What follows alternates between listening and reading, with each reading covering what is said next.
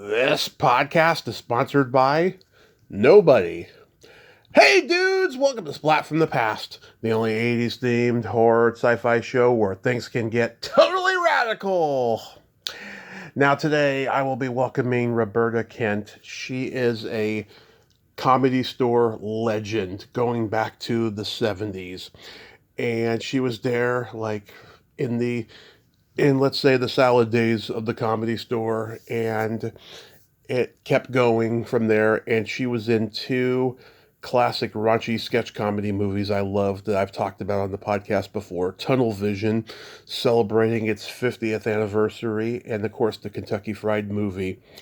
And it's going to be great to talk to her about those and talk about the Comedy Store in the 70s. I think she was involved in the strike, and I'm totally looking forward to this. Also, yesterday I was interviewed by Dawn Joyle, a mutual friend of past guest Phyllis Katz. Her podcast is called The Studio Demands It. Look for it on Spotify. I don't know when my episode will be out yet. But Dawn will be a guest on this podcast pretty soon. And I had a blast yesterday. We got to talk personal, which I rarely ever get asked personal questions on any podcast ever. And it's going to be pretty good.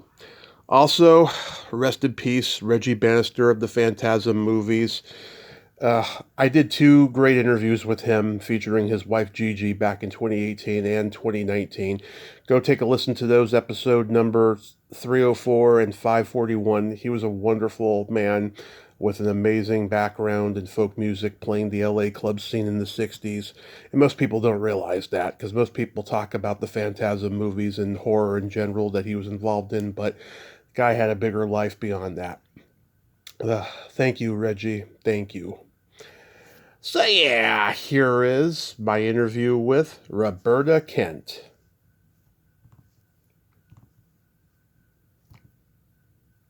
So going back in time, did you gravitate toward acting and comedy early on in your childhood? Yeah, I was the class clown, class cut up, whatever you want to say, always the funniest person. Mm-hmm. And really, I just wanted to be Carol Burnett, and do skits and stuff like that. And I took an acting class, and I went to the Pasadena Playhouse in 1966 and met people that would be in my life forever, especially Steve Stucker. Oh, in Airplane. Yep, Johnny Jacobs. In the control tower, yep. Yeah. Anybody got suggestions? How about a game of Hollywood Squares, but with kids? Gary Coleman can host. Yep. No, and that's another thing. I wrote for Hollywood Squares. Yep. And I started, my best friend was Arnold Lipsman, a PR guy, and he was working with a lot of people, and I went over to the game shows, and we hung out afterwards. It's such a long story, and I became good friends with Peter Marshall and Wink Martindale and Alex Trebek, because we'd all play poker afterwards, and I was just always funny, and didn't know what I wanted to do, and then just I don't know, how do you explain your life? It's like when I was 17 years old, I went to Elvis Presley's house. Oh, we're going to talk about that. I found out we're both Elvis fans, so I was pretty happy. Well, I got in the house. He knew my name. We became, I would hang out there. And at that time, you didn't take pictures. You didn't have, you didn't get an autograph. It wasn't cool. I do have a matchbook cover that says EP. Yeah. But at that point, Sandy Martindale was dating him, Wink's wife, and we've been friends to this day. And it was one of the most exciting things in my life, And then I felt, I belong there. We would watch Ed Sullivan, and he would see Toady Fields and Liz Diller and all of them, and he would say to me, "You're funnier. You're much funnier." And I just in this business, you know better than anybody. You never know where you're going to end up. Yeah. You never know who to be nice to, what that person's going to be doing, in casting. I'm going to digress and tell you one story that really meant a lot to me. Okay. When I was in Tunnel Vision and Kentucky Fried Movie, I did the cleanest things in that movie. You told me you watched both of them. I've seen them multiple times since I was a kid. Yeah. Just raunchy. So I did some PR on it, especially with Gibson, what's his name, Henry Gibson, leading into my thing with the dead kid, that we took to everything in the pool and everything like that. So when those two movies were playing, and Steve and I really hadn't been in touch for a while, Stucker, he called me up and he said, this is one of the real highlights of my life, and there's been a lot. He called me up and he said, you know that your name's on the marquee at the Vine Street Theater on Hollywood Boulevard. And I said, you're so full of shit. You're telling me my name's on the marquee. He said, I'm telling you. So I drove up there. Sure enough, there's my name with Bill Bixby and Chevy Chase. Yep. And I go into the theater and I said to the girl, who puts up these, who's in charge of these marquees? And she says, a guy named Clara Bybee. I have no idea who that is. Yeah. Absolutely no idea. And she says, why? And I said, well, I'm Roberta Kent. She goes, oh, really? And meanwhile, long story short, I go back home. I come up. I just got in the Mercedes. I took a picture in my Mercedes, pointing up to the marquee, saying, I don't know how your year was, but mine was great. And then I come back, and I'm going to eat dinner at the Hollywood Squares. They do 3 shows. They have dinner. They all get drunk. And then Thursday and Friday are the last 2 shows, which are the best ones because they're all drunk. So I go there to eat, and I'm sitting there for what was a big lesson. Whoever's listening to me, you never know who's gonna do something for you. Always be nice. And I was sitting there, and this guy came up to me, a cue card guy. Yeah. And he said to me, did you see your name on the marquee? And I said, yeah. I said, wasn't that something? I said, I wish I knew who did it. He goes, I did it. I go, you did it, and I never knew his name. And I said, what's your name? And he says, Clara Bybee. I says, you put that up there? I says, how could you do that? And he said, I do 5 theaters, and I look and see who's in the movies, and I pick out who I want. And I saw that you were in both movies, and as long as I put Bill Bixby and I put Chevy Chase, I could put your name on both sides of the marquee. And I said, oh my God! I said, I made it my Christmas card. And he said, I said, why would you do that? He says, you've always been nice to me. Aww. You've always kidded around with me. I wanted to say that story short for whoever's listening. You never know, and it's come across a couple of times in my life. Where all of a sudden a person doing casting, well, you were, I was your waiter or something like that. But that was one story I really liked. Now it's your turn. Well, back to Elvis. My mom was born in 1954, so she indoctrinated me into being an Elvis fan. We had everything: the albums, the movies, the books, the gold Elvis plates. I got her Christmas ornaments a few times. I mean, we were huge Elvis fans. We went to go see the Austin Butler movie a few years ago. We loved it, Like I'm sure you remember seeing him on the Ed Sullivan Show when he's shaking his hips and causing controversy. Oh, I had a fan club. I have a picture. We finally got to meet him. We were 13 years old. Yeah. And I have that. It's in some books and stuff like that. We had a fan club. But the thing that really happened was going up to the house. That's a whole other story. Yeah. And getting in and everything like that with the guys, and then with Elvis and everything. And it was, I couldn't believe it. Every time I left the house, and these girls would all be standing outside, before the gates were a big deal. And I just always had a thing for him, and he was just such a sweet guy. And it's just great. My father was in Vegas, and Elvis was playing the slot machine where people stand around and everything with the silver dollars. That's how long ago. Yeah. And he literally, my father said to him, my daughter goes up to your house. He turned around and he says, really? He says, who's your daughter?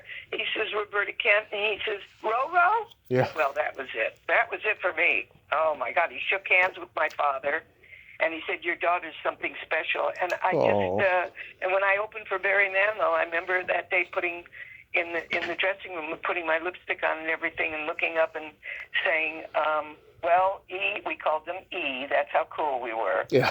I said, well, E, I said, I made it happen. And I was going up there mostly when he was making Viva Las Vegas with Anne Margaret. Wow. And she would come up to the house, and I ran into her not too long and got I'm very lucky. I'm very lucky. I said, oh, yeah. It's like, there's so much to say, and everybody says, Tom, I should write a book. You should. And everybody's dead. Yeah. I can make up shit now. Yeah. I can say, I played backgammon with Lucille Ball. Who's going to believe it, they're all dead. Exactly. I mean, I'm going to call the book Roberta Kent's Life, Who Gives a Shit? Yeah. I've got the title, It's perfect. But, yeah, it's tough. Listen, I'm 82. In April, I'll be 83, and I can hardly get the out of my mouth, the 80, it's so that's why I wanted to do this pajama comic thing. It's the last part of my life, and if they go on my website, robertakent.com, you'll see everything. Everything will be on there, and everything. I've seen it. It's a very nice website, I have to say. And it was a privilege. I'm just honored that you called to talk, that wanted to talk to me, and most of all that I don't have to be on camera. Not that I'm attractive. And Tom, the picture you chose with the pink pajamas. Yeah. That was when I first thought of the pajama thing. I've lost 70 pounds since then. Actually, about 60. Yeah. So actually now, and I tell everybody, in clothes, I'm adorable. Really. Naked, not so pretty. Not so pretty naked, I'll tell you that. But, that picture, I thought to myself, of all pictures, he chose that one, So, yeah. It was the only action shot of you on stage I could find. Well, yeah, go ahead. I do know Wes, who designed the website, Wesley Ure. He's a good guy. Oh, yeah. I mean, he's going to be able to see the eclipse in a little while. He's in Iceland. Oh, nice. So yeah, he made up all the stuff on my website with the for the different holidays that we put on Facebook. It's all AI. Wow. It's my face, but it's all AI, except the last one we put on where I'm talking. Yeah. Where I'm actually talking. But, yeah. So you mentioned you studied at the Pasadena Playhouse. Did you have any classmates we would know? I think so. Steve Stucker. Yep. Sally Struthers. Yep. And no, I don't think you would know the other two. They got into the business. One was singing, and then he went back and worked for his father and everything like that. But that was our little rap pack. When we would go and do silly stuff and everything. It was before Sally became big, but she was the only one that knew phonetics in the Playhouse. Because it was a class. It was an accredited college, and except I got kicked out because they caught me cheating from her. So they had. So she was the only one we all copied from her, but I got caught. I don't tell many people that. You also took a Desi Lou comedy workshop class. Oh my God! Do you remember Mitzi McCall and Charlie Brill? Do I remember them? Mitzi and I and Charlie were friends. And Mitzi, I watched Tattletales at night. Yeah. Yeah, on Buzzer. And Charlie's not well right now. No. But Mitzi, the best. Yeah. Yes. One of my favorite interviews I've ever done is the two of them together a couple years ago. It was wonderful. And yeah, they met in a Desi Lou comedy workshop in 1959. Jerry Lewis was the teacher. Yeah, that was way before me because I graduated high school in '61. Yeah. So no. First I went to the Pasadena Playhouse. First I went to Santa Monica City College to take a drama class, and those people were nuts. Yeah. They all thought they were some heavy whatever. Different people. I get it. I just wanted to do comedy, and then I went to the Pasadena Playhouse. And let's put it this way: if the check cleared, I was in. Yeah. Yeah. That's what my parents always said. But no, the Desi Lou Playhouse, the teacher there for me was a woman named Mary Carver. Oh, yeah. Who was the mother on Simon and Simon. Oh, yeah, I remember Mary Carver. And John Ritter was in the class. I mean, It was fabulous. It was a lot of improv, a lot of improv, mostly improv. And Mary always gave me serious stuff to do, nothing to really do comedy. Come in, be angry, be this, be that. And literally, I would say that was the best of all because it gave me a good training because I always laughed when I got on stage, never thinking of stand-up. Never. Absolutely. Just wanted to be in skits and stuff. And one thing led to another. A show that was supposed to go to Vegas called Sexplosion 69 And a woman there were a lot of people, they were trying to sell it. And the woman there was with the Mary Webb Davis commercial agency, which is one of the best out here. And she came up to me and she said, have you ever thought about being on commercials? And I said, no, not really. She goes, come to my office tomorrow. And I knew the agency. Yeah. And I came there. This leads up to the story if you go on my website, the gas company commercial. I saw it. That? Yep. Yeah, with Marvin Kaplan. Oh, my God. Yep. I mean, so it's the first thing I go out on. Yeah. And no pictures. I said, I don't have any pictures. She says, go over there. It's the biggest thing. They're doing a 30, 60, and a 90-second, shoot for a week. It's a big deal. And I go over there to the office, and nobody's there. But this guy's sitting there, the guy that owns the build, whatever. Anyway, his name is Vika Bush, and I said, can I help you? I says, I'm here for the gas company commercial. He says, oh, we did that yesterday. He says, and I did a shtick. I was like grabbing my breast, and I go, I'm a lot of fun. Yeah. You're missing out. And I did stuff, and he goes, listen, I want to tell you something. We have the callbacks tomorrow. Mm-hmm. He said, I'll call your agent. I'd like to see you come back. And I'm telling you, I walked into that room. Everybody you've ever seen on commercials, men and women, everybody, because they had to match you up. I go into the room with some other guy, not Marvin. Yeah. And they have a storyboard and everything like that. And I was heavy then. You saw I was still heavy then. Mm-hmm. And literally they're saying, now you're going to come down the stairs and these dancers are going to pick you up. And I said, well, these fruitcakes better be strong. Otherwise, they're going right to the ground. They start laughing. Two of the dancers were from Carol Burnett, if you look back. One of them was Larry Kirk from West Side Story. And then the one that was really cute that didn't really know how to dance, he kept dropping me. So for a week, they kept dropping me. If you watch the commercial again, when I go backwards, don't worry, just go backwards. My head, don't. It was a whole thing. And that commercial, when I got home, I called the agent and I said, how did it go? I said, I don't know. What can I tell you? They laughed at everything. 2 hours later, she called me back and said, your life is going to change. Yeah. And it did. And it did.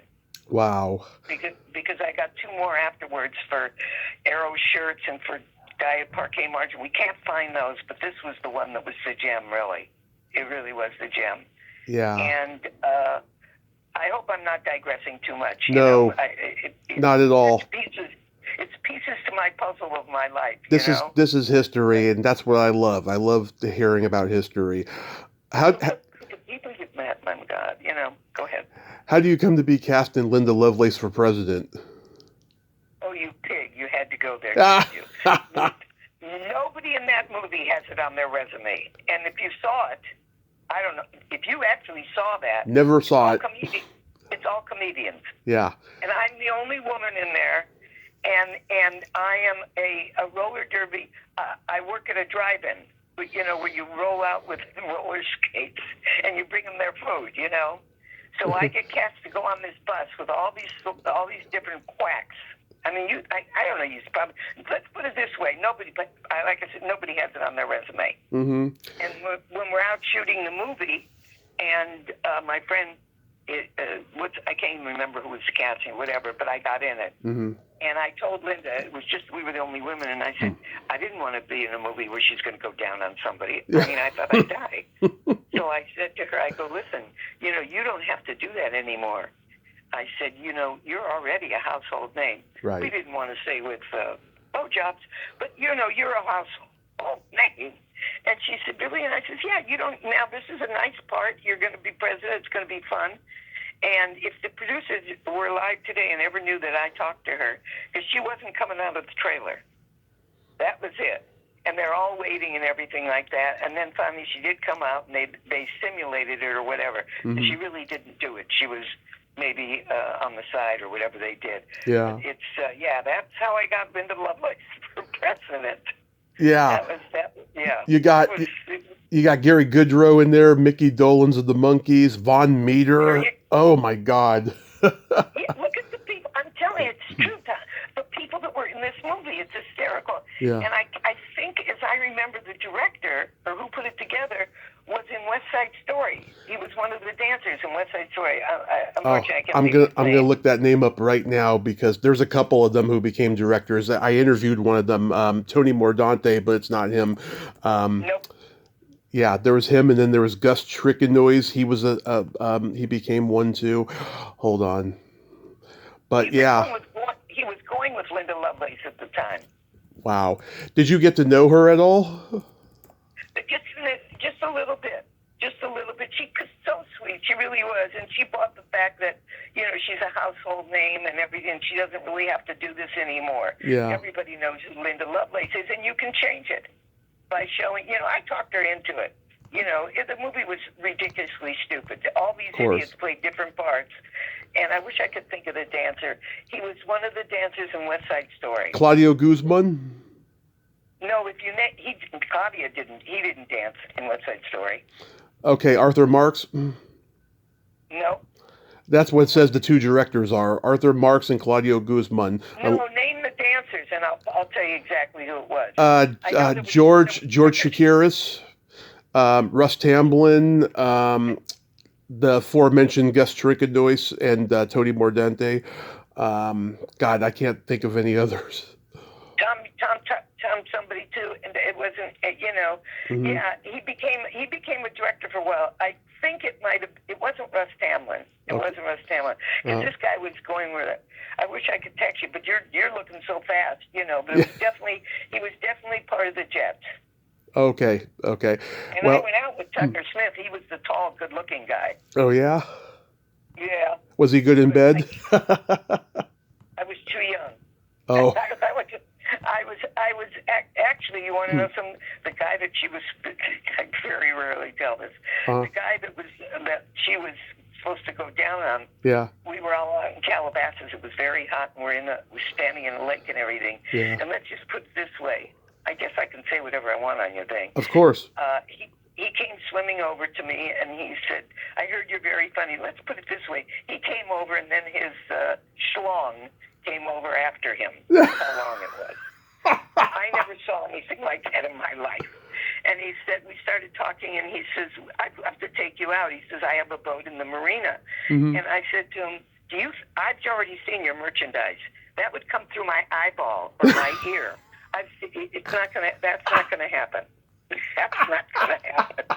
So, yeah, that was a story. I very rarely tell that one. But oh, my God. Think of who it was that she was going with, Linda Lovelace, at the time. Yeah. Or who directed the movie. I'm sorry that happened because that was sexual assault, but what you just said was fucking hilarious.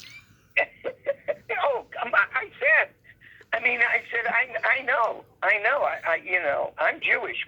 We'll only go so far. Yeah. And that wouldn't, But anyway, yeah, that was something, that movie, and then of course the Tunnel Vision, and Kentucky Fried. Yeah. I got Stephen into the theater when they started off in the theater, Kentucky Fried.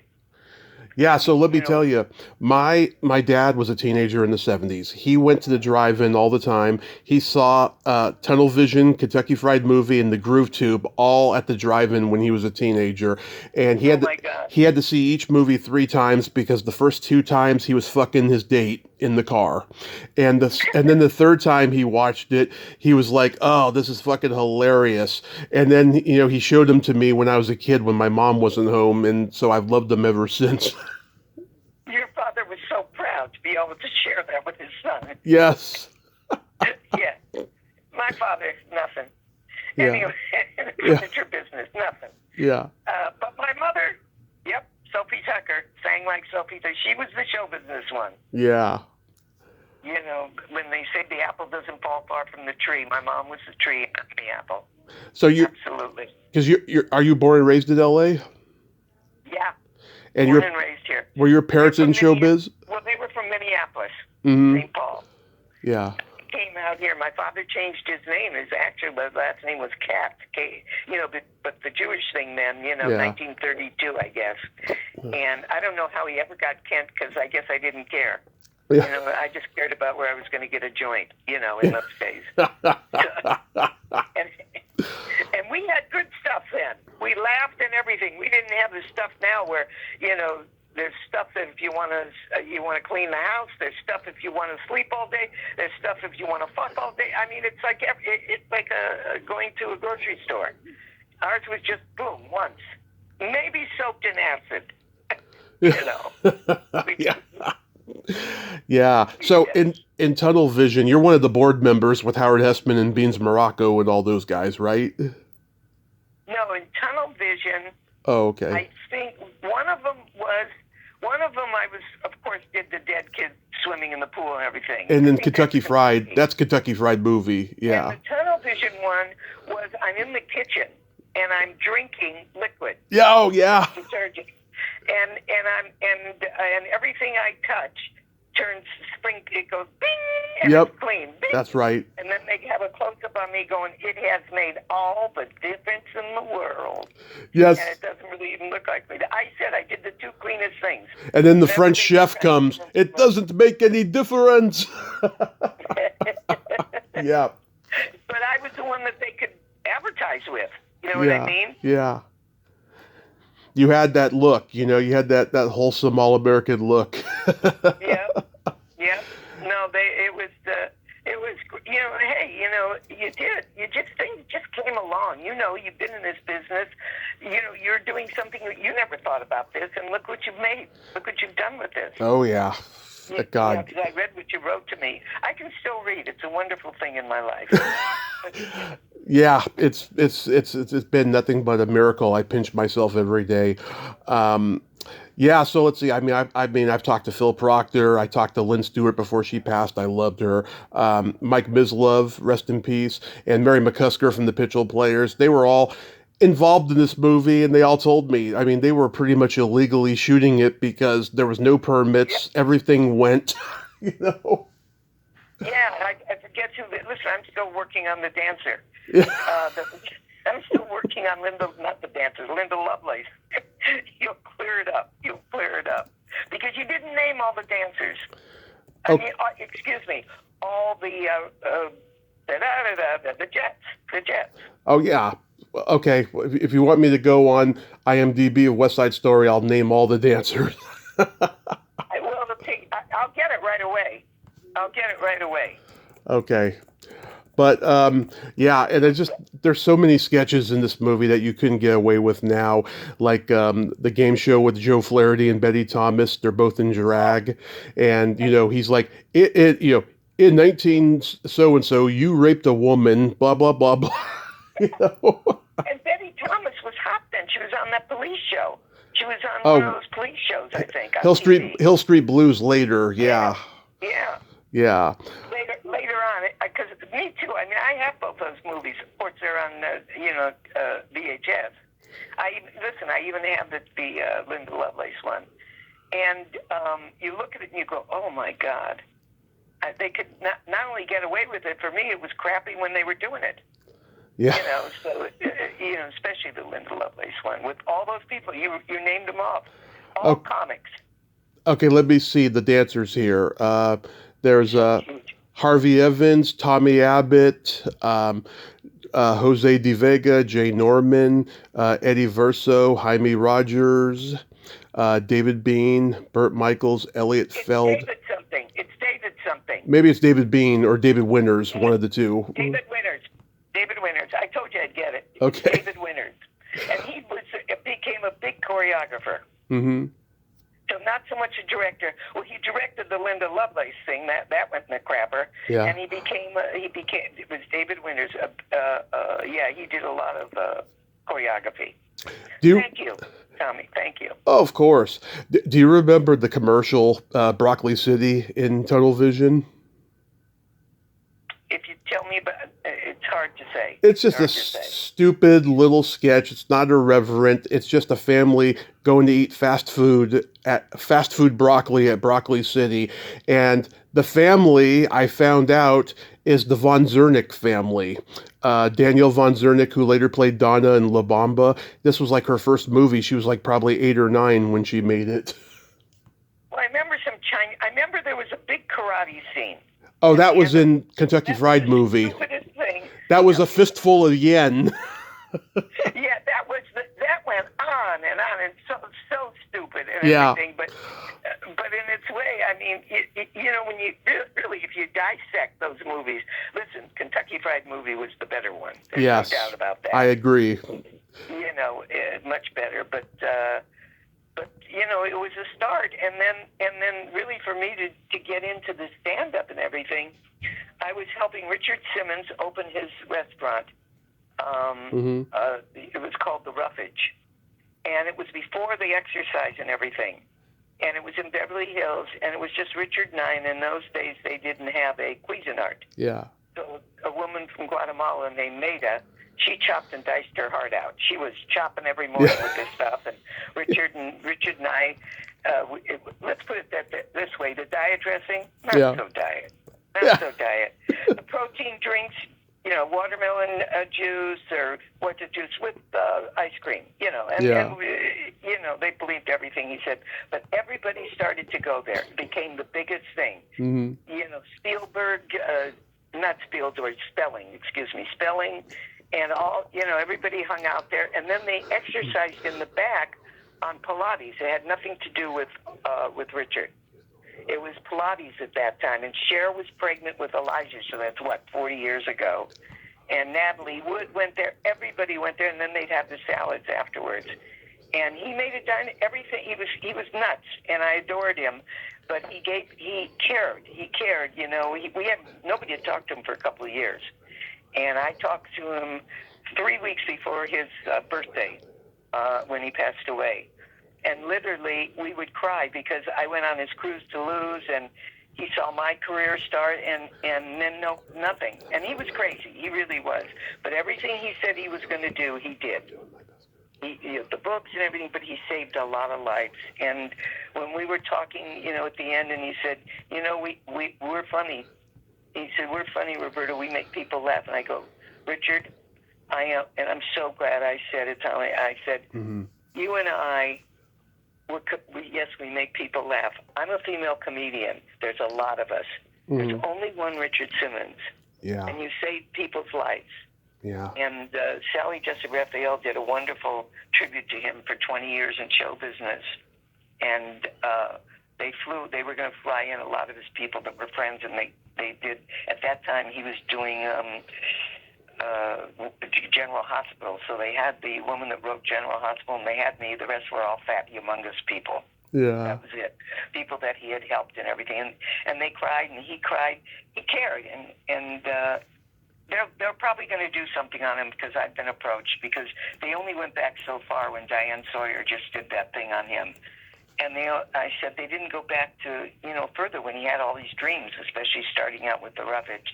So there may be something that they're going to do. Woody Frazier was doing it. I don't know if you know who that is. He created Good Morning America and a bunch of stuff. Oh, okay. Big. And he passed away, and I was friends with his wife, who produced Richard's show. And I did a lot of the cold openings and everything. And the nice part is I have them all. It's the old thing, everybody says, well, you better transfer them. I says, yeah, but not yet. Anyway, I have the fortune to transfer everything I have on VHS. So when you're making Kentucky Fried Movie, did you actually get to meet Henry Gibson? Oh, yeah, absolutely. He was such a genius, and he's so underrated. And when he did that, they told me to come down there and meet him, because I wasn't quite sure what I was going to do. They just said, in those days they winged it. He's ahead of the saving that they never let the dead son go away. Yeah. And once I saw it, and that was hysterical. It was floating in the pool, and then it's my favorite one of the whole movie. It was. It really, and like I said, it was silly, but it was one of the cleanest, and that was just funny. That was just plain funny, so, I just got to meet him that well. The funniest one really was Marvin Kaplan. Yeah. Because I didn't go in with him, but when we went to shoot it, and, the way he talked and everything, and these guys kept dropping me when you watch it, you see, all he does is stand up and go, Mabel, what are you doing? I'm cleaning the ovens. And then they they'd fly me out of there. And then they dropped me and everything. So every time I ran into Marvin throughout the years, he'd always say to me, Roberta, Roberta, remember how they kept dropping you? They kept dropping you and you couldn't walk a bit. I go, yes, I remember it. So there's a talent. Oh, yeah. And a sweetheart. Any good anecdotes about John Landis and the Zucker brothers?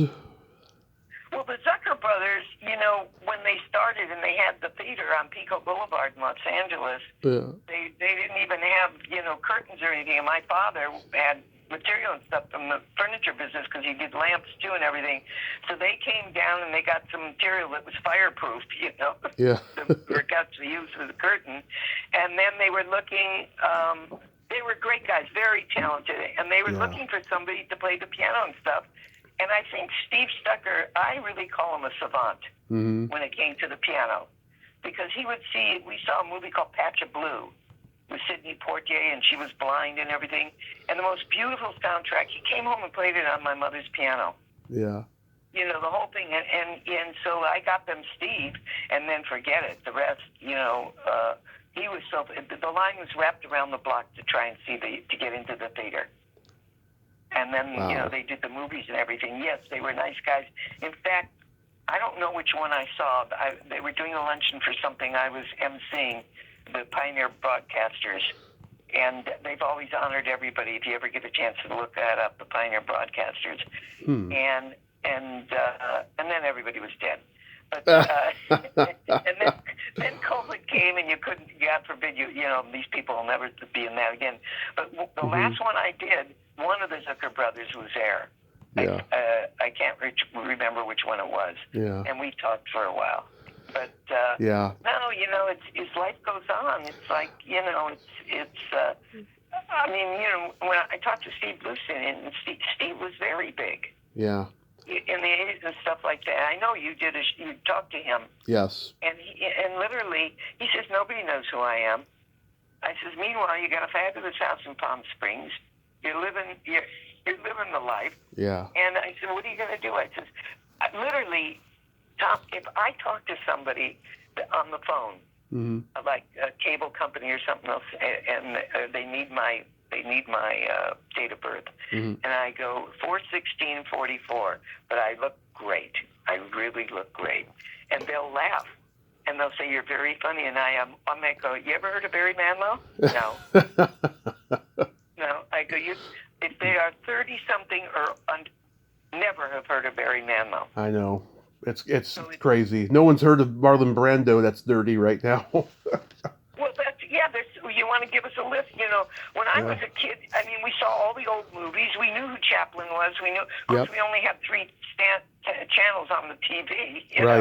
My favorite, cowboy, Hopalong Cassidy. That was my guy. Yeah. And Soupy Sales. And Red Skelton. Yeah. And with Soupy, I got to meet. And we would cut school and go to the opening of the House of Pies. Oh, wow. That was high school, by the way. That was high school. But, it's what I always say, at my age, and even, we lived in the best of times. We just lived in the best of times. And right now, I'm not going to go into it, but, if I didn't have a TV, I'd be hanging from a tree. I would be. I mean, especially during COVID. Yeah. When we all started to, watch a lot of stuff that were one after another and everything, the series and everything like that. So it's, that's why I'm doing the pajama thing, and I'm doing assisted living and senior living, and nobody on oxygen. I don't want anybody on I did one show already, and the one woman felt they were on walkers and stuff, but they had a real expensive one. Yeah. Some celebrities are there. And literally, one woman fell asleep, and I went over, and I said, okay, up. Scared the shit out of her. But that's my audience. They understand stuff. They know who people are. They love the commercial. We were able to show the commercial. I explained, just like I did to you, how I got it. You know what I mean? Right. And being in the business and living here all my life, Yeah. So it's my mother would take me in Beverly Hills to the toy menagerie, and all the stars would be there because instead of water they had a lemonade tree. And it's still. I think there's one in New York, FAO Schwartz. It was FAO. That's what it was. FAO Schwartz. Mm-hmm. And I got more autographs. I have so many autographs. I collected autographs, and Danny Thomas, everybody. Wow. And I've always been. It's always been show business. It's just like we'd sneak into a premiere. We'd sneak. There's so much. There is so much. But it's like I said. Writing a book, when I talk to people or something like that, it's hard. It's hard. You know what I mean? To get so much, and it's like I said, I can make up shit. Yeah. Because they're all gone. But Yeah. lucky enough, I do have pictures with Princess Di. But that's all the Barry Manilow stuff. Yeah. For 15 years. Yeah. So when you're opening for Manilow, right? Is Bette Midler around at all? No, but you know that what's his name? I'm good friends with him. Bruce Bruce Valanche. Yeah. Oh, you're good. Yeah, Bruce Valanche. I've had Bruce on. He's a funny guy. Oh, Bruce. What Bruce was to Bette, and still probably is what I became with Barry. Because the thing with Barry, I was just starting my stand-up. It was 79, around that time. And it was, and I started by grabbing the phone, the microphone, and doing audience warm-ups. Mm-hmm. And it was Gary Shandling. And all the comics were doing their stuff then. So that's like 78, 79. And this Loman and Barkley show I was doing, and they were radio guys here, but they got a TV show. Mm-hmm. And we shot it in San Diego, and I was on the show and writing it. And literally, the comics would come and do their stuff. Steve Bluestein, Gary Shandling, different ones that we're all doing. And they would talk to the audience, and they'd do their little act. And then the Loman and Barkley said, we'll just put in a laugh track, because the audience had to stay there. Yeah. And I grabbed the microphone one time, and I started kibitzing with them. Have you been to Disneyland? Have you been to this? And got a lot of laughs until the end. And Al Loman came over to me, and he gave me $50. And he said, that was terrific because we shot it every month. And he says, do it again, but do me a favor, don't say shit. He says, would you not? So of course, forget it. And literally, that's how it came. And then I started doing audience warm-ups for She's the Sheriff with Suzanne Summers, became friends with her. Oh, God, and Dom was on there. Dom Irrera, you know him? Dom Irrera. Mm-hmm. So funny that you bring that up. Yeah. Not only that, we just talked about him. You know that he's got Parkinson's. Big time, yeah. I'm friends with his ex-wife, Lisa. Well, Dom was the one that came. Yes, I was friends with Dom, and I just was talking to Steve Bluestein. We were talking about it because I said, I haven't talked to Dom in a long time, but there was a big party at the Laugh Factory, like in probably 2016 or whatever. And I hadn't worked. I stopped in like 92, 93. My father passed away and stuff, so it was awful. And my mother and my sister, don't even want to. So we talked about it, and I said, you know what Dom did for me? We were at the party, and Dom came over, and he says, why aren't you working? You should be working. And I says, I've got this tremor, and I showed it to him. And he says, Roberta, put it in the act. Just put it in the act. Mm-hmm. And I said, because my hand shakes and everything. And he said, think of something and put it in the act. Mm-hmm. And then about a half an hour later at the same party, he came over to me and he says, I've been thinking. He says, you know what's going to happen, don't you? And I said, what? He says, a comic's going to come over to you and say, I already have a tremor in my act, so don't even think about it. That will happen. He's telling me. That's great. That's typical Dom. I love it. And literally, it was always Dom that said to me, and of course I started thinking, what am I going to do with it? And I put it in the act, and I said, listen, I'm not nervous, nothing like that. When I started to try and do stand-up again, because I came out of retirement in 2017, did 4 shows at a place here called it's where, what's his name? Robert Blake shot his wife. Yes, Bonnie Lee Blakely was her name. Right, and it's called Vibrato. Vibrato is what's his name? Herb Alpert. Oh yeah. I just can't think of it right now. Unfortunately, that's the problem. Yeah. But it's where Robert Blake shot his wife, and it's an Italian restaurant, and they made a nightclub out of it. Right. It's with a V. And I'm on my phone now, I can't look it up. But I don't know. Isn't that terrible? That's what happens. By the way, my doctor said, you're not losing it. It's normal. Mm-hmm. And I said, I'm sharp. It's just the names. Yeah. Everybody has that. Oh, yeah. So, I dread that day for me. Thank God for Google. I dread that day for me. Everyone knows I'm great with names, but I dread that day when I start losing names. I hope it doesn't happen anytime soon. I'm already starting to go from 100% to about 98. I'm starting to forget little teeny tiny things I did like yesterday and stuff. Well, and also it's you got Google. Thank God for Google. There's that, I can't but think of something. It's unbelievable. I mean, this restaurant. I mean, you can put in Google, where was it, the Italian restaurant yeah, where Robert Blake supposedly shot his wife, and it'll come up right away because it's been there forever. yeah, I know which one you're talking about too. So I want to talk about the Comedy Store because I love that place. It's just this crazy, mythic kind of place, dark, dingy place. I know that was it Gary Shandling who told you that you should go into stand-up? He took me over there. Mm-hmm. So anyway, he said to me, he says, you're doing stand-up. And that was like in 79. I said, no, I'm not. And he said, no, you are. And he said, you need to write things down. And I said, I'm kibitzing with them. I'm not, stand-up is boom, boom, boom. The joke after joke after joke. And he said, no, I'll take you over to the Comedy Store. And I wrote everything. I think it was Shanley. And I wrote everything on my hand. You're talking about 40-something years ago. Mm-hmm. Almost, And I wrote it. I wrote on my hand. As a comic, none of it matched. Yeah. One was about a commercial that Eve Arden was doing for the Imperial Margin, where she, and I would say, you need to leave the market. You don't look good anymore, Yeah. And another thing, whatever I had, and I always said, everything's on my hand. If I sweat, I'm out of the business. So, I did 5 minutes, and I knew if I did it and got it over with, because I wanted to be with a partner. I wanted to be like Stiller Mirror, and I had people. Yeah. I had a guy I was working with named Michael Owen, and he's gone. Mm-hmm. Coke. Oh God.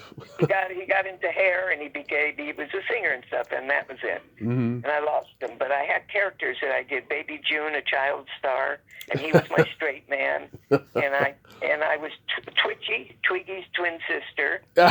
Twitchy. and then I was I worked at a woman's prison, and I was the head matron. And he's interviewing me as a straight man. He goes, there were hot dog buns all over the exercise yard. And he says, what happened? I go, well, think about it. Just the buns? What do you think they did with the hot dogs? And we were going to be great. And then, we did something in San Francisco and stuff, and we were doing good, and we had pictures and everything, and he got into coke. Oh, that's sad. Well, yeah, it took a lot of people's lives, unfortunately. Yeah, so, I've talked to Argus, I've talked to Tom Dreesen, Jack Perdue, Kerry Snow, Louis Bromfield, Lou Deck, the who's who, the creme de la creme of usual suspects. And they're all, and Lois is in Germany, right? And and we still are on Facebook. And Argus came to my 70th birthday. I had a big 70th birthday. You had to come dressed like the 60s. We had Quaaludes and joints hanging from the ceiling and everything, and it was great. That's great. We had pinks, hot dogs, catering. It was a great party. And he came to my 80th. And, we've always stayed friends. Always stayed friends. All of them, most of them. The ones that are still around, Charlie Hill. Oh, yeah. He was my favorite because I still think of him because he always would come out when they'd introduce me, go, hi, how are you? Hi, how are you? So, whenever I call my tax person, I go, hi, how are you? Yeah. So there's certain things, that was a great golden age. Hey, my name's on the building. Now they've moved some of them around, and I got a real good one. I'm next to Tiffany Haddish. Oh yeah. Oh yeah. So it's like I remember seeing your name up there. Yeah, when I first went there 10 years ago, right? I'm seeing names of people I didn't even know did stand up, like Bud Cort and fucking Jim J. Bullock. I was like, I didn't know they did stand up. And Jim Jay's a good friend. He's always, when I watch that buzzer at night, you know, he's always on a thing called body language. Yeah. And where they have to get, oh, please, Lucille Ball's been on it. I mean, Yeah. And the Tattletale, Milton Berle was on this week, and Sammy Davis has been on, you know, and I sit there Googling them. They're all dead. Yeah. And I want to see if the wives are still alive or whatever, you know. Did you know Tony Attell? No. She was a mime up in San Francisco, and her act got stolen by Shields and Yarnell. So she came to L.A. and she opened the Comedy Store Players improv stuff that was going on at the time, and she teaches stand-up now. And oh my God, she's got great stories. I mean, she used to improv with Robin on stage and everything. Right. I think Carrie, wasn't she in that? Carrie Snow in that too? I believe so. Yeah. I know that they were up in the belly room, you know. Yeah. And then I started when I was on the hiatus from Barry or something like that. I love talent. I've just always loved talent. Yeah. And I started a singer showcase, and I took it to the Laugh Factory. I took it all over, and a couple of them got on Star Search. Mm-hmm. You know, and I at the Comedy Store, you know, I'd have them do a couple. It was only held 100 people, and it would be packed, and that's when they all sang to cassettes. Yeah. And then I put on a comedian in between, so I made a show out of it. Mm-hmm. And at that time, Richard Pryor was trying to get his act back, you know. Oh yeah. And he was already a little problem, and I kept saying. Because we know he was down there. Louis was down there, Anderson, and they'd be in the main room and everything, and I'd come down and say, listen, my place is packed. If you just come up, you know. And so there was a running joke. I said, you know, I'll get Richard Pryor up. And sure enough, I went down, and I was one of the comics was on, and I was getting drinks from the bar. Were you ever there? I was at I was at the Comedy Store, you know, like 10 years ago, just going there and hanging out. But no, I would have been way too young to go there in the 70s because I wasn't born yet. But you've seen the place. Yeah. Yeah. The layout. I know. I've seen the layout now. I've heard that it's been reconstructed, and it's not. I mean, it's still the same, but there's a lot of stuff that was taken away when it was reconstructed. Well, you know how Mitzi Shore talked, you know. Yeah. She had that. Everybody always imitated Mitzi. Jack Grayman is now Jackie Bananas. That's her idea. Yeah. Put the banana. I mean, she. You know, listen. She gave like Robin Williams. She gave him a stage. Yeah. They were brilliant. You know what I mean? Yeah. Absolutely brilliant. And you know, Sonny, you know who's trying to call me now? I'm going to tell you because of who he is. Who? Blows my mind. Ernie DeMassa. Who's that? He created the Mike Douglas show. Oh, wow. He's still alive? He's still alive, absolutely, and he went on to work at King World, and we became friends because he produced a couple of shows where I was doing the warm-ups. Mm-hmm. And he's always liked me, and we have stayed friends through these years because I always kid him. I go, sure. He says, I would have had you on Mike Douglas. Everybody wanted to do Mike Douglas. Right. And he has all those clips of Yoko Ono and he with what's her husband's name again? John Lennon. With John Lennon, and they were on for a week, and he had all these people on, and everybody wanted to do, and they co-hosted and stuff, and a lot of comics he has the wonderful film of Tiger Woods. Oh wow! 4 years old. You know, with Bob Hope. Wow. He has all those. He is writing a book, and he still works on stuff, and he hasn't been well. And I had called him, and I can see it's him, but he'll understand. Wow. And I'm very lucky. You know, I mean, as far as the people that I'm friends with, you know, and if I ever think of the place that I worked at forever with the V, that'll drive me nuts because the Tello. Were you there when the strike happened? I had a sign, and my sign said, "Opening as soon as this strike is over." Mm-hmm. And it had, yes, I was on Channel 4 and everything. Yes, that's when I started, and that's when I was actually with Barry already. Yeah. And Barry came by while we were in line, and Steve, what's his name? You'll love this. Mm-hmm. Steve Bluestein was so so funny. Mm-hmm. We're in line, and Barry gets out of the car, and he said, and everybody, of course, knew who he was. Mm-hmm. And he said, so this is what you're doing? And I go, yeah, we're trying to get money and everything like that. And his other half, who he's married to now, got out of the car, Gary. And Steve Bluestein goes, so was that Mandy? Think about it. He says, that was Gary, that was Barry Manilow, right? He says, was that Mandy with him? And I said, it'll always be a big laugh for us, you know, because of the hit Mandy. Are you with me? Oh, yes. Okay. Yeah. Anyway, Yeah. I wish I could think. Yeah, the strike. Oh my God. So, you know, the fire happened at the Improv, right? And a lot of people say it was either Ollie Joe Prater or Biff Maynard who did it. When I asked Lou Deck, this was his response. No, no, no, and no. It was not Ollie Joe. It was not Biff. I do not know who it was. And I went out with Biff. I went out with him. And Yeah. what a character. But no, you know what happened. The guy, Steve Lebekin, that jumped off the building. Wait, he started the fire? That stuff I can remember. No, not the fire. Oh. He made it during the strike. I don't even remember about a fire because I mainly was the Comedy Store. Yeah. And then, you know, if you played one, I mean, I was good. I became friends with Bud, and I did get to play both places, especially once I was opening for Barry Manilow. Right. You know what I mean? He would let me come in. But, no, Bud and his wife and everything. In fact, Bud came to Mitzi's memorial, which was real classy. He was in a wheelchair, but really, he was a sweetheart.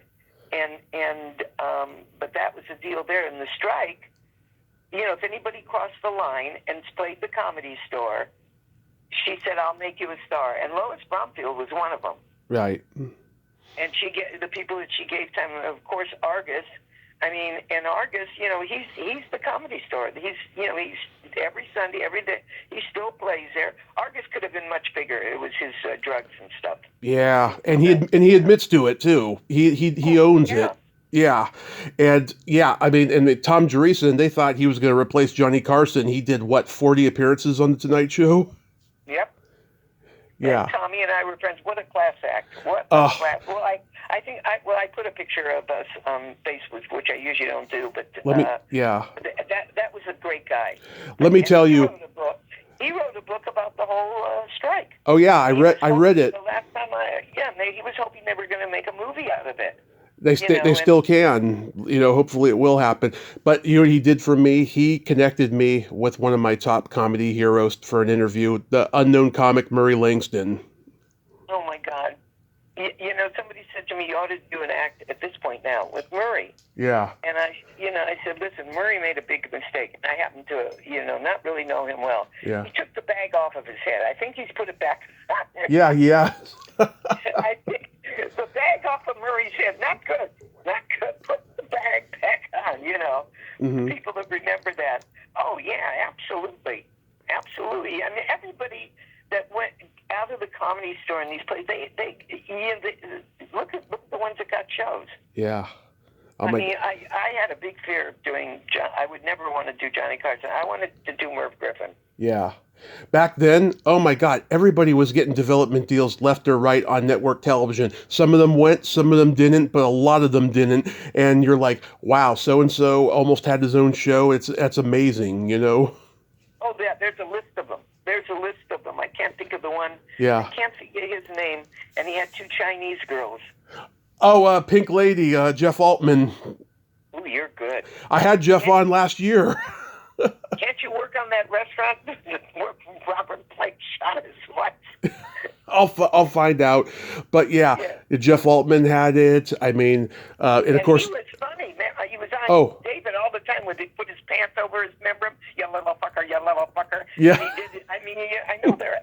Listen, you know how many times I had to follow Andrew Dice Clay in the main room? Oh, I bet a lot. and Joe Grogan. What would happen to him, Rogan? Rogan, you had to follow Rogan. But the worst was Dice, and he's so sweet, and he was at his best then. Right. And at that time, it was tag team. Mm-hmm. and this will give you an idea of who I am. So I had to follow him, and it's like, it was like Jack and Jill went up the hill. And so then he said, listen, this next person that's coming, this woman's very funny, and he says, Roberta Kent. Now I come up, and I'm thinking, I got to have an opener. I've always got to have an opener. And I said to him, I says, listen, I was backstage sitting on this guy's face. I didn't know it was my turn to come out. Yeah. They all laughed. And I go, what did you think? It was going to get better? Yeah. I says, he left you in the gutter. I'm going to come out now and talk about because I'm fat. That ain't happening. So it was that way. I mean, I think you asked me when I opened for Barry Manilow, it was Norm Crosby. Remember who that is? Oh, yes. Yeah, you were on the Comedy Shop with him. I did the warm-ups. Yeah. And then when I started working, I got to come on as new talent, and Ed McMahon brought me on. Right. He wasn't there. He Right. was at the closing. He didn't see me, but he brought me on, and the way they edited it, and at the end when it's closing and I'm hugging him and everything, and I whispered in his ear, act like I was good. Mm-hmm. And you see him laughing and everything. But Norm Crosby, when I got the thing opening for Barry, Norm gave me the best advice, even when I started opening for the other ones. He said, you need to talk about Barry. Mm-hmm. Because they didn't come to see you. They came to see Barry. But thank God the comedy gods, when I finally, because I was writing for him first. And I got Steve Bluestein the thing opening for Barry because they said, who would you think? And at that time, I said Jay Leno or Steve Bluestein. And William Morris chose Steve. And he always, he was very grateful to me and gave me a week at the Fat Farm. Anyway, he says, I'll pay for a week at the Fat Farm. Oh, and my literally, God. Steve, so I get this open and I'm thinking I come out. So they had walk-on music, I think The Bitch Is Back or something like that. And I came on, the first show we did was in Tahoe, and it was a rehearsal. And they put it on the radio that the tickets were $10. Well, the place was packed right away. Yeah. And that was the first time I came out. And I came out, and they all, those things they say, welcome to the Barry Manilow Show. And then they got, and then they had, and with comedian Roberta Kent. Right. I come on, I go, I know. I was just with Barry. He can't keep his hands off of me. I go, come on, I've seen some of the women. He goes, I was trying to keep it right. Yeah. I said, I've seen some of the women he goes out with. They may be a weekend in the Bahamas. No, they may be a weekend in New England. And then I pointed at my body. I go, but this is a month in the Bahamas. I could do nothing wrong. Hilarious. It was like riding a surfboard. Oh, I boy. could do nothing wrong. And Suzanne Summers, when I opened for her, I said, I know a lot of you are thinking, my God, she looks just like Suzanne. And I would do that. And just I opened for Reba McEntire, say the same thing. Ooh. That was the most people I was ever in front of, about 5,000. What was at a drive-in? They what, flew me there. What, Imperial Valley or something like that. What was Reba like? Does she have a sick sense of humor? Well, something, I really just got to meet her when I was going. I didn't get to meet her at the beginning because they flew me in there and people picked me up and everything. And it was like I said, this drive-in, I remember there were so many people. I remember in the background I could just see a thing for McDonald's, the Golden Arches. But no, and as I went off, she said, you're very funny. And I said, thank you. I said, this was very exciting. And so she says, oh, I'm glad you had a good time. And I said, just for that little bit. And it looks great on the resume, that's for sure. Yeah, it was pretty cool. But it's I could finally put this to rest. Vitello's Restaurant. Vitello's. Yes. I knew somehow. Where do you live that I can't be able to meet you? Modesto. Okay, so listen. Mm-hmm. I said to you with a V. I did give you the V. Mm-hmm. Vibrato, and they made a showroom out of it and everything. And now a lot of people are doing comedy there and singing too. And yeah, Wendy. Wendy's hosting. Yeah. Oh yeah, Wendy and her Tuesday. Yeah, her locally grown comedy. Yeah, her and then Fritz Coleman plays there sometimes. I'm seeing Fritz on Sunday. Oh, tell Fritz I said hi if he remembers me. long time. Yeah. And I have been friends for a long time. But Wendy and, Monica Piper. Oh, yes, I love Monica. They've done my shows, but Wendy's the one that really got me working again. I went with my friend Kathy Buckley to her locally growing thing, and I hadn't been working. And I had met Wendy and everything. She says, and you know who Kathy Buckley is? No. Look her up, the hearing impaired comedian. Oh, okay. And she was like the big one in the Asian. She does motivational speaking now with Tony Robbins and whatever. Anyway, you got vibrato. I'm thrilled about that. And it was Wendy that said to me, all you have to do is 10 minutes. And I said, Wendy, I have a following. I'm born and raised here. Mm-hmm. I said, I can fill the place. And so she says, I can get you a Wednesday. I says, they're Jewish. It has to be a Saturday. And so she says, I says, how many is it hold? She says, 142. At that time, they made it smaller now. Mm-hmm. And I said, I'll fill it. And it took 2 months. They gave it to me 2 months ahead of time. And then I realized it was on the Jewish holiday, where they fast. And they have to break the fast. And I don't realize it till I said to my neighbor, you're going to finally see me perform. Yom Kippur. I'm coming out of retirement. And I don't know if it was Rosh Hashanah, Yom Kippur, one of them. Yeah. And so my neighbor says, no, that's Rosh Hashanah. You can't. I can't come. I have to be with my family. I go, it's the Jewish holiday. I go, you got to be kidding. And I got to tell you something, whether we end with this or whatever, I've had a lot of great things happen, Dean. In 2017, when I came out of retirement, at that show was Lily Tomlin, Joanne Worley, who I've been friends with for over 50 years. I've been friends with Lily, too. She will not do my podcast, Joanne Worley. Oh, no. Oh, it's below her. Yeah. It's below her. Yeah. I said, you still look good. Why don't you do those signings? Are you kidding? That means you're done. Oh, no, I talk to her when I'm in the pool. We talk for about an hour usually. Mm-hmm. And she drives me nuts. I'll say something. If I was to say, I talked to Bruce Valanche today, and after a while he told me, who's he?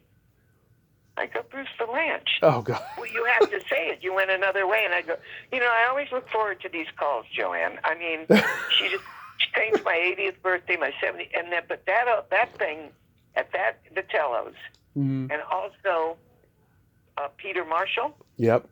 Alex Trebek. Wink Martindale. Yep.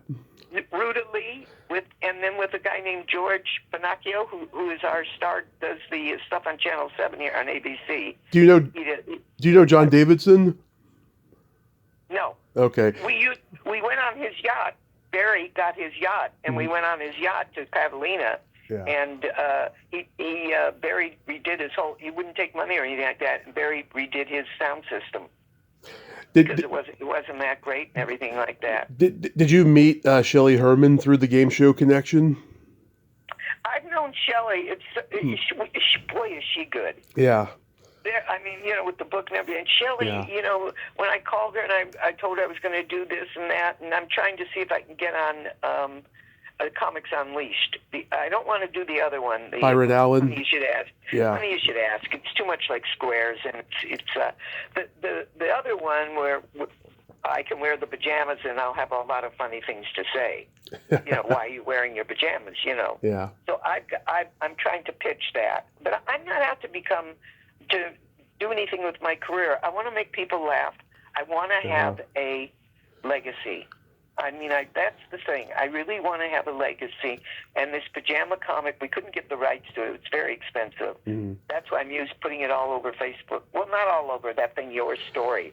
And it's all AI, me in the pajamas. You saw on Facebook, I think, right, on my website.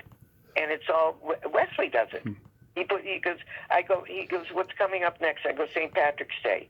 Boop, boop, boop, boop, boop. He'll call me back and he'll go, it's hysterical. It's a bunch of leprechauns watching me, and I've got on leprechaun pajamas, and I'm saying happy whatever the holiday, with the rabbits for Easter. He's hysterical. But this last one that I put on, I'm talking.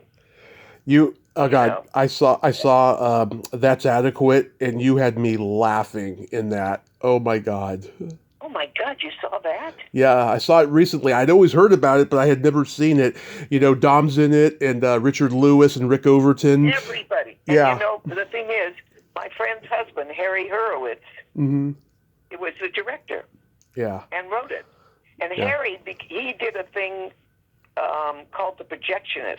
Oh, yes, I love that movie. Oh, go with Rodney and Chuck McCann. Yep, that's his movie. Oh, And man. he got everybody. It's like a classic. That's a big classic. And Joy Horowitz is one of my best friends. And when Harry I loved Harry. And Harry, they were in New York for a while and everything. I can't believe you saw that. Oh, yeah. That's adequate. Yeah. I have too. I haven't watched that in a long time. Comic. What's his name was in it? He got sick for a while. Name some of the comics again. You just did, I think. Okay, there's a scene. Okay, I know Tony Randall's in it and Professor Irwin Corey's in it, but there's a scene where James Coco and Ann Mirror are like a married couple, and he's I think she's talking about cheating on him or something, right? And he's like, yeah, did he kiss your toes? He's like, he did. Did he kiss your cheek? He did. Did he kiss your belly button? And she has to think about it for a moment, and she's like, he did. I got to tell you something. You're really terrific. You're so up on it. This one had one name, and then he got sick. He's black. Oh, let me look that up. Yeah. Come on.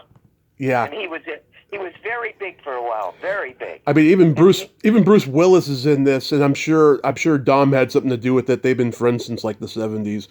But he has one name, and he was always on the show from where is it?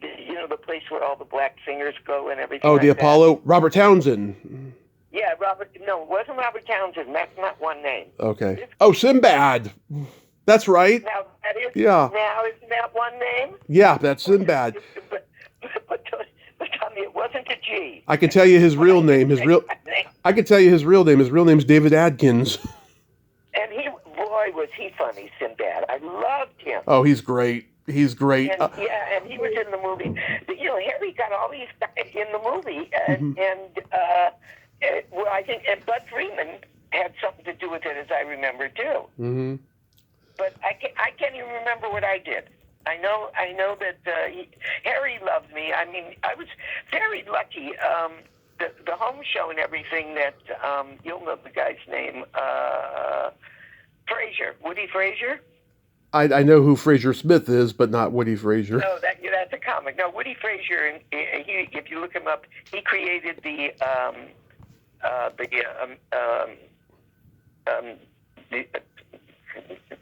on Channel 7 in the morning. Oh, yeah, you said Good Morning America, right? Yeah, Good Morning America. Yeah. And a bunch of other things. If you look up Woody Frazier, he just passed away. Yeah, because they were going to do something on Richard Simmons. That's when I mentioned him. But there's all the and they'll always say, "I wish I would have used you more." Yeah. I wish and that type of thing. So it's what Listen, I did a couple of podcasts. Right. And the guy asked me. He said to me, "Do you ever regret not being really famous?" And if I leave you with this or whatever, it's like, I regret the fact of the prestige that comes with it. You know what I mean? And that's great. And the money and everything, but nope, not what goes on now with the pictures and everything. Yeah. You think the Kardashians, I don't care how much they have or whatever, look what their life is. Yep. Look what their life is. Their life. I like the idea I can go in the market or go wherever I want without any makeup on. I don't have to worry about anything. Yeah. But the idea of being famous, sure, who wouldn't want to be famous? Yeah. But not now. Not what comes with it now. No. You have to think. You're going to have to sign autographs. You have to take autographs. That's part of it. Not any more autographs, but selfies or whatever the situation. After 6 years ago, I was like, I'm done with that. I love where I'm at right now. I don't want it to get bigger. And if it does get bigger, I'm going to control it. I'm not going to fucking say yes to everything. And I'm not going to fucking, let people try to take advantage of me. Well, a lot of them, they have, and that's good where your head is at. But if you can make money at it in this way, you know what I mean, where you can go wherever you want. There's a guy that I can't think, Michael that does Paul Lynde? I don't know. Michael something, and he does Paul Lynde, and he got clips and he got stuff because he made friends with Peter Marshall and stuff, and he's very funny, and he also does A Woman in Drag or something. A famous one. Okay. Michael Arrington, if you get a chance to look that up, Michael Arrington. Okay. Did you know Paul Lynde? Pardon me? Did you know Paul Lynde? Oh, you got time for that one? Oh, I know Kathy Fitzsimmons, who wrote a book about him. Well, Michael Arrington is, by the way, he's making money off of his thing. Yeah. I guess they do a commercial in between or whatever the way. He's paying his rent. It's a couple $1,000 a month or whatever, and he has a big following because of Paul Lynde. Yeah. When Paul Lynde, I'll tell you a quick story, because that's when I was writing on Hollywood Scares. I always say I was writing on the good one. Yeah. What happened with Paul Lynde, and it's a great stylized writing, because we all got our things that we were supposed to look at, what magazine, what this, what that, and then we would all sit in a meeting and we would come up with our lines. And at the beginning, you always had to say, according to the encyclopedia, Right. according to this, because what would happen is, we would say, a camel can go 7 months without water. And then the person would be on the show, and then they would come back and say, not according to the encyclopedia. Yeah. So then we had to change it to according to the encyclopedia, according to this, according to this, so then they couldn't come back and say it, because it was that one. If you catching what I'm saying? Yes, I am. Yeah, it had to be that. So what happened, and they always had the funny stuff to say. They never knew the answer. They never knew the questions. And we would sit in a room, and Charlie Weaver would be special, Rose Marie would be special, and when we had Jonathan Winters on and stuff like that. And what happened with Paul Lynde was, if he couldn't, they had the funny things were written, and you'd catch him sometimes picking up a paper, looking at it. Right. And if they couldn't catch it, Paul wouldn't say anything. And at that time, he was getting drunk a lot. Mm-hmm. What happened with Paul Lynde, after he did Bye Bye Birdie, he became very anti-Semitic. Yeah. And going into bars and gay bars. Oh, yeah. And he couldn't get arrested. And the producer at that time, I think it was Jay Reddick at that time, he said, let's see what he can do in a Hollywood Square. So it was all written for him, the jokes. And but he answered not the questions. So he was drinking still, and they had a rough time with him. And they asked me if, because we'd all sit down for dinner afterwards. I couldn't begin to make the list of the people I've had dinner with. Yeah. The real Gypsy Rose Lee. Oh. This one, that one. I mean, unbelievable. Yeah. Everybody did the show. When Wow. they went nighttime, I'm standing next to Rock Hudson. I may forget it. Another quick one. Yeah. When I first met Elizabeth Taylor, I got to have dinner with her 5 times. The first time I met her, because Roger Wall, who was Barry's assistant, before Barry was Tom Jones. Yeah. Definitely a sock in the pants. Okay. Tom Jones, then came Barry, and then when Roger left Barry, we were very close friends. Yeah. He unfortunately passed away of AIDS. And he called me up and he says, Ro, I have a chance to be with Elizabeth Taylor. I go, are you kidding? I go, my God, Roger, look at the book you're going to have. Tom Jones, Sock in the Pants, Barry Manilow. Yeah. Has to be there on time. Very organized, all that. And now Elizabeth Taylor, forget it. Yeah. And I says, and keep a Quaalude by your bedside in case she wants to fuck you. Just do it, okay? So he gets with Barry. He gets with Elizabeth. Yeah. And now Barry and him become friends again, and we're going to have dinner with Elizabeth Taylor. Yeah. Why I digress this, I don't know. I guess because was she nice at least? Was she a bitch? What was she? Well, here's the thing. Listen, you keep whatever you want to keep. Mm-hmm. I told you I could go on and on. Yeah. There's a cheese shop across from Nate and Al's in Beverly Hills. It's still there. It's the size of a big living room, okay? Mm-hmm. But every magical cheese. I'm in there with my friend Jill. Her husband just got her a Stutz Bearcat car. Blue. Gorgeous blue. Deep blue. So we get a place right in front of the cheese shop, and we park there. We go into the cheese shop. We're looking around, and it's just me and my friend Jill. In walks Elizabeth Taylor. Yeah. And I said, oh my God, it's Elizabeth Taylor. And my friend Jill, she was, she had, what does she have on? What jewelry? Yeah. So I go over and I talk to her, and I said, can I have your autograph? And the only thing, I had nothing but a cheese menu, and I still have that. Mm-hmm. And it's a cheese menu, and she says, yes. And I says, could I have another one? Maybe I can get some cash for it. So she's laughing already. So I says, listen, I have to ask you something, and I'm dead serious. I work on Hollywood Squares. They're going to go nighttime. I can get you the center square. Oh, you're so funny. You're so funny. I go, I'm dead serious. I could become a producer. Mm-hmm. It would change my whole life. You're really funny. Okay, so it's a great story. So now we go outside, and there's maybe 25 people standing around my friend's car. It was like a one-of-a-kind. Mm-hmm. And so I go out there and I go, I can't believe you're all in front of this car. I says, Elizabeth Taylor's in the cheese shop, like cattle. Whack! The cheese shop. So now I'm flashing back to the dinner with Barry, okay? Mm-hmm. So Roger, and now we sit down. First of all, she was an hour late. She's gorgeous. She's like a size 4 or something. It was right after Richard Burton's funeral.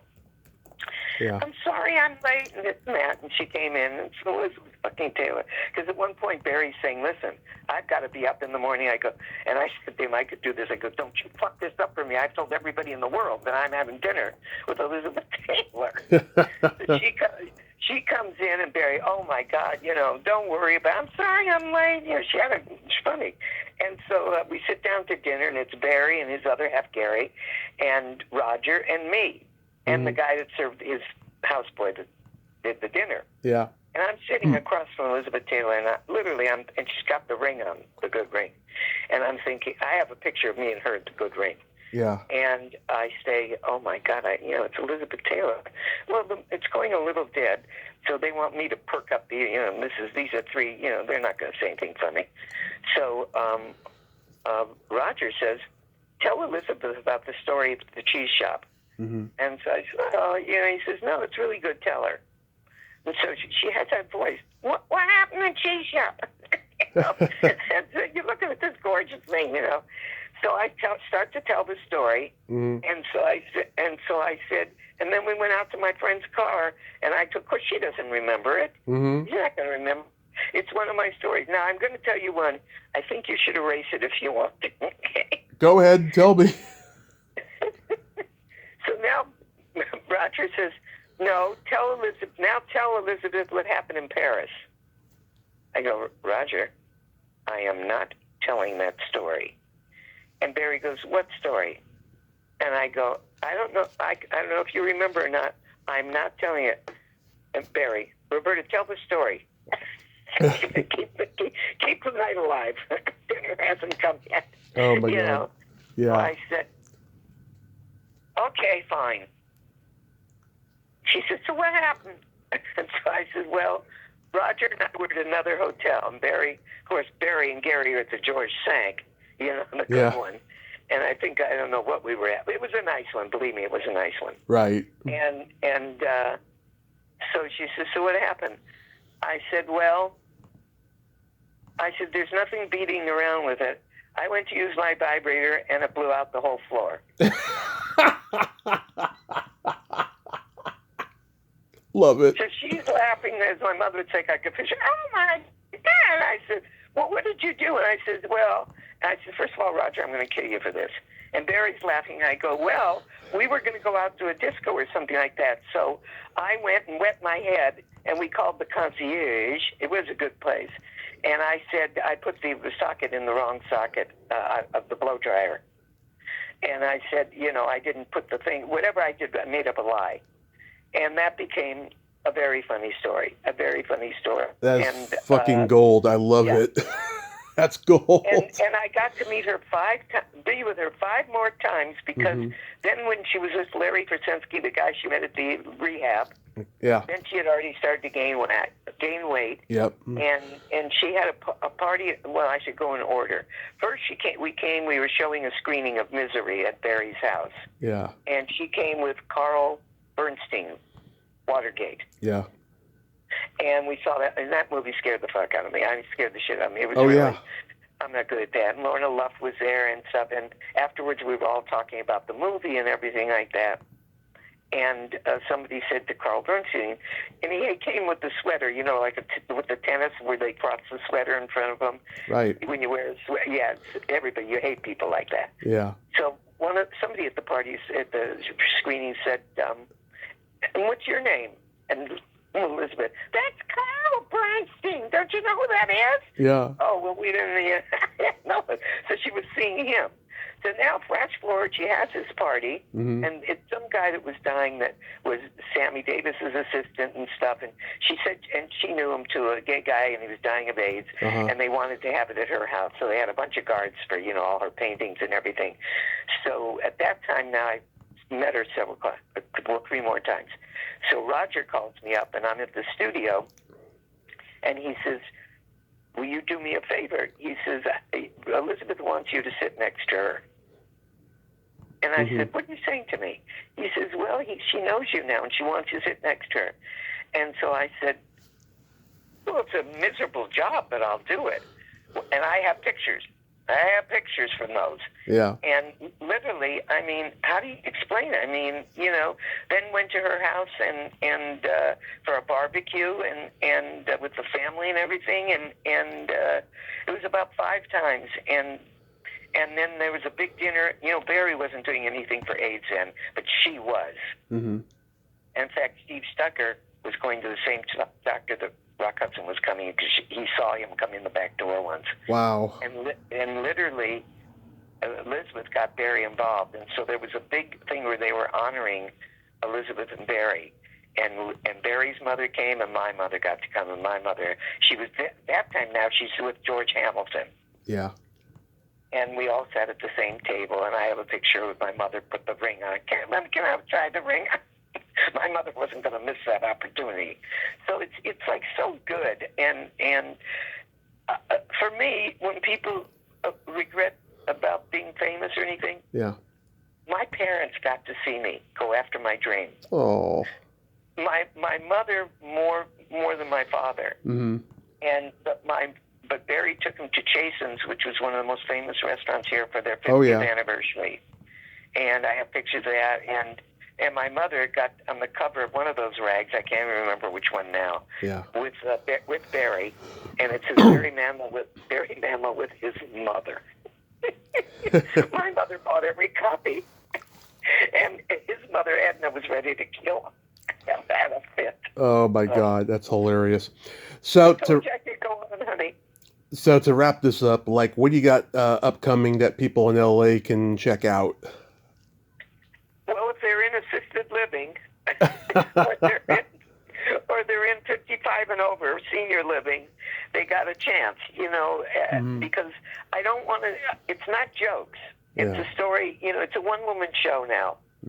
You know, I talk about my family, and we show the commercial, and I talk about how I got it, and just things that they can relate to and everything. I mean, you know, the show I did, Michelle Lee came to it. Because we grew up together. Our parents did shows and everything for the City of Hope. Everything was for the City of Hope. I would love to interview her, but I can't stand her publicist. Yeah, well, Michelle has a rough time talking now. You know, she had an operation on her throat and everything. I know. Too. I've seen her on her podcast, the one she does with Donna Mills, and Joan Van Ark, But she was also on Liza Minnelli, that thing they did for about a second. Yeah.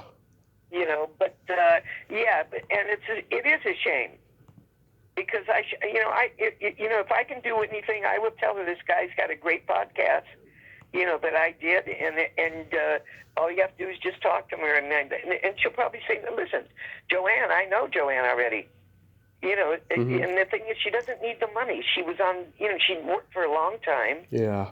And she also did Disney. She did this. And also her what's it called when you're retired? You know, the money you get. I mean, I get like $114 a month. What actors get?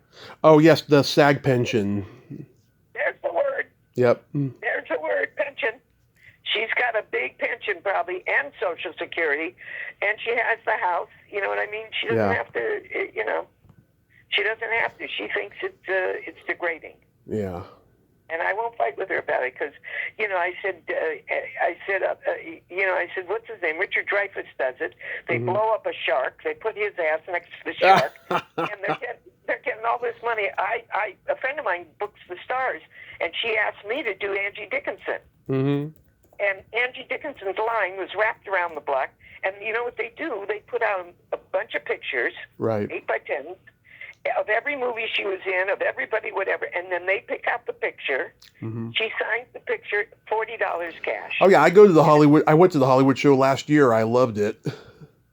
Yeah, and I think who was there? I think at this particular one, the cast of the Waltons were there. There was Billy Gray from Father Knows Best. There was so many people. Well, Anne Margaret did one, and she had a big line, and Priscilla Presley. Oh, she was there. Yes, I didn't want to go meet her though. Yeah, that's a big line too. But I love the one when Dreyfuss and somebody like, and what's his name from the Rocky Horror Show? He's in a wheelchair. Oh, Tim Curry. Yeah. Tim Curry, and that line was wrapped, and they guarantee that kind of people. They guarantee maybe 40,000. Yeah. And that's cash. That's all cash. Yeah. So yep. It's, but no, Joanne said, no, I'm not. It's the last part of your career, and I wanted to say to her, Joanne. Yeah. Need I say? I'm in the last part of my career. I'd make $1.50. So it's. But yeah, it is the Beaver. Oh yeah, I've met him. Yep. Yeah, Wesley was right next to the Beaver. He brings the raft. Yep. And from his show, he makes a fortune. He goes all over the place. These people still follow him and everything like that. Oh yeah. And he's getting residuals from this buzzer thing from Password Plus. Yeah. And all the games. Mark Summers, is a good friend. Mark Summers. Yep. Double Dare. I mean, if I can think of anybody, and I've got how to get a hold of you, and if it would matter to you, I would love to do that for you if you can. Sure, if I can. I'm very picky with who I interview, though, because I listen to previous interviews. A lot of people do, and if they have a jerk kind of energy, or they're just tired of answering the same questions, I don't want to touch them. No, I would tell you first before I would even ask them. Yeah. I would. I'm smart. I'm smart about that. Yeah. I know what you're saying. A lot of them are just, they're just obnoxious. Yeah, and two, I like to interview people that I'm a huge fan of, I grew up on and idolized, because, they're getting up there in age, and I just want to get them before they die, Well, like Fritz Coleman. Yeah. Fritz, everybody knows him here. Yeah. Because of the weather. And he's doing a great act. He's smart. He's doing, about old people. Yeah. And he's a grandpa. That's, when you get to a certain age, if you want to still do it. I don't want to travel. Yeah. Jimmy Walker's a good friend, a very good friend. Mm-hmm. And Jimmy had said to me, why don't you come to Florida? But he takes a singer with him or whatever. He says, I make good money there. Right. I said, I'm not getting on an airplane. I'll go to Palm Springs. There's plenty there and there's plenty here. But I won't tell you. And I'll tell you, Jimmy Walker, I'll watch the old roasts on TV and when they show it on the old station. Mm-hmm. Jimmy's there at all of them. Oh, yeah. With all the big stars there. Jimmy was very big. You go Dynamite. Yeah. And he's a sweetheart. And, whether we're off the air or whatever the situation, another one beside the marquee or anything like that, Jimmy and I have always bumped into each other at different things. Yeah. Now we're good friends and stuff. And he literally, every time I see him, he goes, ladies and gentlemen, the lovely Roberta Kent. And we laugh. Yeah. Now, he's been doing this for years. Oh, yeah. And we were at one of those Hollywood things, and they had the whole family, the whole thing from Good Times, who was alive. They're pretty much alive, got a lot of them. Oh, yeah. So I said, my friend that was booking it, I said to her, I says, watch when we go around the corner. Watch what Jimmy Walker's going to do when he sees me. So we go around, and there's nobody there. And Jimmy goes, ladies and gentlemen, the lovely Roberta Kent. Yep. I go, all right, now listen. I says, we have been doing this for years. You have been doing it. And I laugh, and I just think the lovely Roberta Kent. Why do you do that? He goes, I never told you. And I says, no. He goes, the house that I live in right now, you paid for. Mm-hmm. And he says, you got me on Hollywood Squares when nobody else would get me on. Oh. And when I can't remember something, Tommy, Yeah. when I really can't remember something, I flatline. Yeah. Like in the, somebody will say to me, you did the funniest thing, Roberta, but remember we were, Yep. that's your funny thing. I don't remember. And for sure as shit, I did it. And I know I did it, either because, and he was hot then. Dynamite was hot.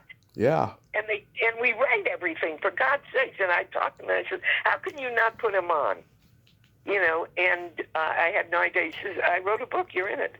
Mm-hmm. And now we call each other on our birthdays, and he'll write to me something, Barry Manilow something. I go, stop with the Barry Manilow shit. Yeah. I don't want any more Barry Manilow shit. But it's something. I'm lucky.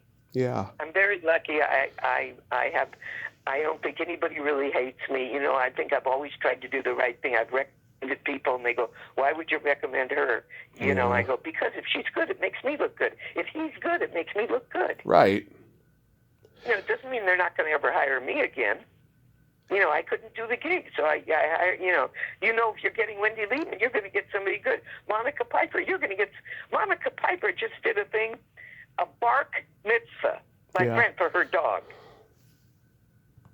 Yeah, a bark mitzvah. A bark mitzvah. That is really weird. Yeah. The dog had a yarmulke on. It's hysterical. Yeah. And Monica changes stuff around, so it's, and she got 500, 600, so it's, I couldn't do it, and she was fabulous. So it's like I'm saying to you, you're a nice guy. Mm-hmm. I love what you've done with your life, and I'd like to see you make some money at it. Yeah. This Arrington, he does make money on this thing. Mm-hmm. And Wendy told me to call him because of Paul Lynn. Oh, by the way, I ended up helping Paul Lynn, and they sent me in there with him. And I literally said to him, when you can't remember, because I didn't finish the story, when you can't remember something or you don't want to look, Paul, you can say anything. If I say to you, I ask you the question and you can't think of anything, you can just say lampshade, fountain pen. You can say anything you want to say. Squirrel. Mm-hmm. I mean, any word you want to say, and you're going to get a laugh. It's not what's written. Yes, so you're going to get a laugh with that, but you can say anything. And that was the friendship that we had. And I was on the road when he died. Oh. Yeah, so it's... Okay. I'm going to end this on a Paul Lynn story that's fucking hilarious. You probably never heard it. Okay? Yeah. Okay. Paul Lynn was doing he was emceeing a charity event that was private, not televised. And he goes out there and he says, hey, everybody, it smells like pussy in here. And everyone starts laughing. And then his next line was, so I'm told. Well, there you go. I was fucking dying when I heard that. I was just dying. Well, because, after Bye Bye Birdie. Yeah. I mean, and then he got on Bewitched and everything. And then that woman did it, Alice Ghostly. Ghostly. Yeah, Alice Ghostly. Now, see that I pulled out of my tuchus. Yeah. I can't think of the fucking place I play that, but it's unbelievable. Yeah, Alice Ghostly, and they were saying she stole them. That was what she did. Yeah. She didn't. By the way, she didn't. I don't think she stole from them. That was just who she was.